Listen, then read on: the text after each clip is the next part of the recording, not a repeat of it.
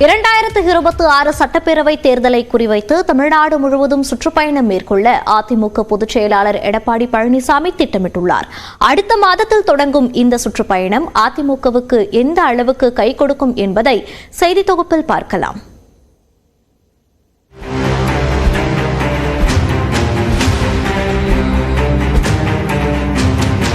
ஜெயலலிதா மறைவுக்கு பிறகு நடைபெற்ற பெரும்பாலான தேர்தல்களில் அதிமுக சரிவையை சந்தித்து வருகிறது. 10 ஆண்டுகள் தொடர்ந்து ஆட்சியில் இருந்த அதிமுக 2021ஆம் ஆண்டில் ஆட்சி அதிகாரத்தை இழந்தாலும் 64 சட்டமன்ற உறுப்பினர்களுடன் வலுவான எதிர்க்கட்சியானது. ஆனால் கடந்த ஆண்டு நடைபெற்ற நாடாளுமன்ற தேர்தலில் படு தோல்வியை சந்தித்தது. 7 நாடாளுமன்ற தொகுதிகளில் டெபாசிட் இழந்து அதிமுக வரலாற்றிலேயே இல்லாத அளவுக்கு வாக்கு சதவீதத்திலும் சரிவை கண்டது.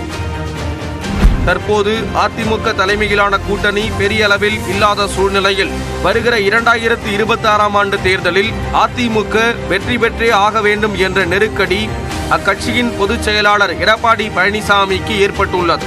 அதனால்தான் தேர்தலுக்கு இன்னும் 14 மாதங்கள் இருக்கும் சூழலில் தமிழ்நாட்டின் 234 தொகுதிகளுக்கும் சுற்றுப்பயணம் மேற்கொள்ளும் திட்டமிடல்களை அவர் மேற்கொண்டு வருவதாக கூறப்படுகிறது. இந்த சுற்றுப்பயணம் பிப்ரவரி மாதம் ஜெயலலிதா பிறந்த நாளை ஒட்டி தொடங்கும் என்று எதிர்பார்க்கப்படுகிறது. சோர்வில் இருக்கும் தொண்டர்களை தட்டி எழுப்ப வேண்டிய கட்டாயத்தில் எடப்பாடி பழனிசாமி இருப்பதாக பத்திரிகையாளர் ஷபீர் கருத்து தெரிவித்துள்ளார். சர்வைவல், ஏடிஎம்கே உடைய சர்வைவல், அதுக்கப்புறம் இபிஎஸ் உடைய சர்வைவல் அப்படின்றது இங்க குவெஸ்டனா இருக்கு.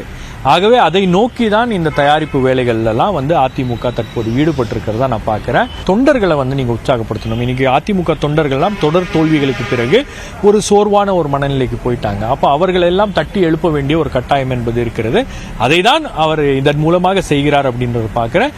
ரொம்ப கிளியர் மெசேஜ் பிஜேபிக்கும் கொடுக்கணும்னு பார்க்கிறார். அதிமுகனா இங்க நான் தான் அதை வழி நடத்துவதற்கு சரியான நபராக இருக்கிறேன் அப்படின்றத அவர் மறுபடியும் உறுதி செய்வதற்கான ஒரு திட்டமாக தான் இது இருக்கிறது அப்படின்னு பார்க்கிறேன். அதிமுக பொதுச் செயலாளரின் சுற்றுப்பயணம் என்பது தேர்தலுக்கு முன்பாக முக்கியமானது என கூறும் அக்கட்சியின் மூத்த நிர்வாகியும் முன்னாள் அமைச்சருமான ஜெயக்குமார் திமுக அரசின் மக்கள் விரோத போக்கினை எடப்பாடி பழனிசாமி மக்களிடம் எடுத்து கூறுவார் என்றும் தெரிவித்தார்.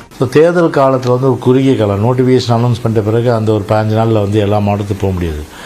அதுக்கு முன்னாடியே பார்த்தா இந்த ஆட்சியினுடைய அவலநிலை பார்த்தா விலைவாசி உயர்வு, சட்ட ஒழுங்கு சீர்கேடு, சொத்து வரி, வீட்டு வரி, மின்சார கட்டணத்தை 3 தடவை ஏற்று தேர்தல் வாக்கு நிறைவேற்றாமல் இருக்கிறது, அப்புறம் பல்வேறு பிரச்சனைகளாக பாலியல் வன்கொடுமைகள், போதை மருந்து கலாச்சாரங்கள், இப்படி எல்லாம் தலை தூக்குது இல்லையா.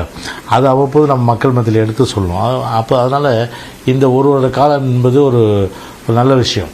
ஒரு பக்கம் நடிகர் விஜயின் அரசியல், மறுபக்கத்தில் சீமானின் அரசியல் பயணம் என போட்டி பலமாகி இருக்கும் வேளையில் வலுவான கூட்டணி அமைப்பது, தேர்தல் வியூகங்களை தீர்மானிப்பது, கட்சியினரிடையே ஒற்றுமையை வளர்ப்பது உள்ளிட்டவற்றுக்கு இந்த சுற்றுப்பயணம் வலு சேர்க்கும் என அதிமுக வட்டாரம் நம்பிக்கையுடன் உள்ளது.